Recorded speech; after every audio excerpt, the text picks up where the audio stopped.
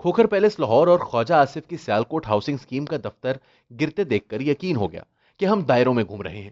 نہ ہماری کوئی منزل ہے اور نہ ہی کوئی مقصد۔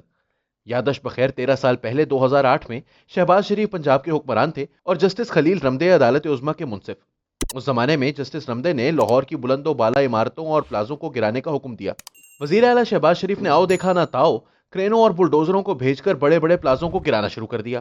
لوگ سر بفلک عمارتوں کو ٹوٹتا دیکھتے تو تالیاں بجاتے۔ غریب اور بے کس سمجھتے کہ محل اور پلازے گرنے کا مطلب ہے کہ امیروں کی طاقت اور غرور ٹوٹ رہا ہے۔ اسی زمانے میں ایک اہم مسلم لیگی رہنما نے اونچی عمارتوں کو گرانے کا فلسفہ بیان کرتے ہوئے کہا کہ ہم ابھی کچھ تعمیر نہیں کر پائے، لیکن امیروں کی عمارتوں کو تخریب سے ہم غریبوں اور ناداروں کو خوش کر رہے ہیں۔ بلکہ اس لیڈر نے کہا کہ غریب اور بے کس پلازے ٹوٹنے پر جو تالیاں بجاتے ہیں وہ دراصل ہمارے لیے داد ہے۔ اس فلسفے کے مطابق آپ مروجہ نظام کو تو توڑ نہیں سکتے، مگر چند اینٹیں اور کنکریٹ توڑ کر آپ غریبوں کا کتھارسس کر دیتے ہیں۔ بالکل اسی طرح جب عام شکل و صورت کا ہیرو سلطان راہی دیہاتی لباس تہبند اور کرتا پہنے ہوئے مولا جٹ بن کر ظالموں کو مارتا تو سنیما میں اگلی نشستوں پر بیٹھنے والے غریب خوشی سے نعرے مارتے۔ وہ بھی کتھارسس ہوتا تھا۔ عمران خان کی حکومت میں وہی عمل دوبارہ شروع کر دیا گیا ہے۔ شاید ایک بار حکومت کے حق میں تالیاں بجوانا مقصود ہے، یا پھر مہنگائی اور بے روزگاری میں غریب عوام کا کتھارسس کیا جا رہا ہے۔ یہ دائروں کا سفر ہے، واقعی احتساب ہے، سیاسی تماشا ہے، کتھارسس ہے یا کچھ اور۔ یہ زیادہ دیر چلنے والا نہیں۔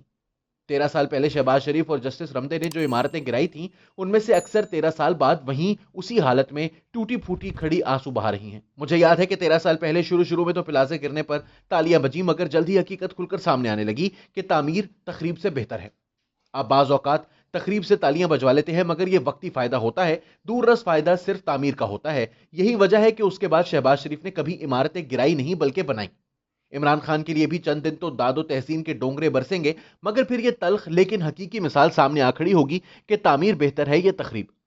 احتساب ہو، تجاوزات کو گرانے کا مسئلہ ہو، سرکاری زمینوں پر قبضے کا معاملہ، کرپشن کو جڑ سے اکھاڑنے کا مدعا ہو، یا پھر ظالموں کی طاقت توڑنی ہو، تو اس کا مؤثر ترین طریقہ یہ ہے کہ احتساب گھر سے شروع کیا جائے۔ اگر پہلے اپنے گھر والوں کا احتساب ہو اور پھر دوسرے گھروں کا، تو پھر اس احتساب کو سب غیر جانبدارانہ اور منصفانہ قرار دیتے ہیں، وگرنہ یک طرفہ احتساب ہمیشہ جانبدارانہ ہی کہلاتا ہے۔ ماضی کا قصہ یاد آتا ہے۔ وفاقی وزیر حماد اظہر کے والد میاں محمد اظہر لاہور کے لارڈ میئر تھے۔ تجاوزات کے خلاف مہم چلانا چاہتے تھے۔ سب لوگوں کا خیال تھا کہ یہ مہم مخالفوں کی تجاوزات گرائے گی اور نون لیگیوں کی تجاوزات کو تحفظ فراہم کرے گی، لیکن میاں اظہر نے تجاوزات ختم کرنے کی مہم کا آغاز ہی بیڈن روڈ پر نواز شریف کے ماموں کی تجاوزات ختم کر کے کیا۔ اس کے بعد انہیں پورے لاہور میں تجاوزات گرانے میں مشکل پیش نہ آئی، کیونکہ احتساب کا آغاز گھر سے کیا جائے تو کوئی مخالف بھی انگلی نہیں اٹھا سکتا۔ عمران خان کا قبضہ مافیا کے خلاف اعلان جنگ خوش آئند ہے، لیکن اگر انہوں نے اس پر غیر جانبداری نہ دکھائی تو کل کو یہ مہم بھی سیاسی انتقام کے زمرے میں شامل ہو جائے گی۔ کسی بھی معاملے کو دیکھنا ہو تو تعمیر اور تخریب کے پہلو کا جائزہ لینا چاہیے۔ آج کل کہا جا رہا ہے کہ تحریک انصاف اگلا الیکشن ہیلتھ کارڈ کی بنیاد پر جیتے گی۔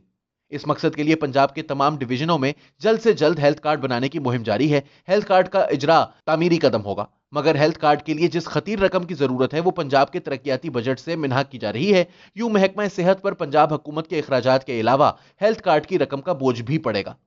اس معاملے میں تخریب کا پہلو پنجاب کے ترقیاتی بجٹ یعنی سڑکوں، سکولوں اور دوسرے تعمیراتی پروجیکٹس پر کٹ لگانا ہوگا۔ یوں بہت سے نئے منصوبے نہ تعمیر ہوں گے اور کئی نامکمل ہی رہ جائیں گے۔ نوکر شاہی میں اس حوالے سے کشمکش جاری ہے۔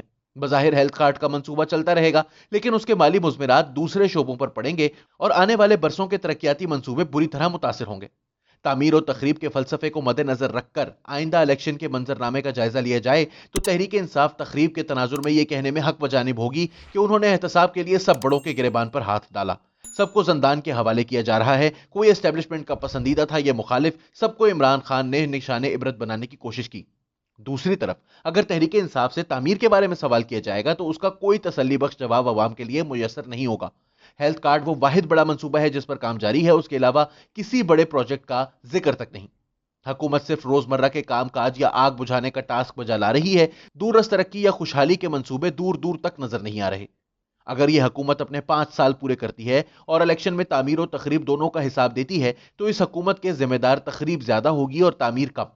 نتیجتاً حکومت الیکشن میں بلند آہنگ نعرے نہیں لگا سکے گی۔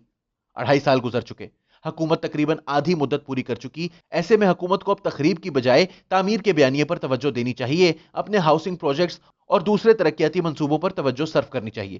اگر حکومت نے اپنی ساری توانائی مخالفوں کو گرانے، سزائیں دینے، جیلوں میں بھیجنے یا ان کی عمارتیں گرانے تک محدود رکھی تو آنے والے وقت میں لوگ حکومت کی تعمیری منصوبوں پر سوالات اٹھائیں گے اور پوچھیں گے کہ ٹھیک ہے آپ نے غلط لوگوں کو سزا دلوا دی، مگر ہمارے لیے کیا تعمیر کیا؟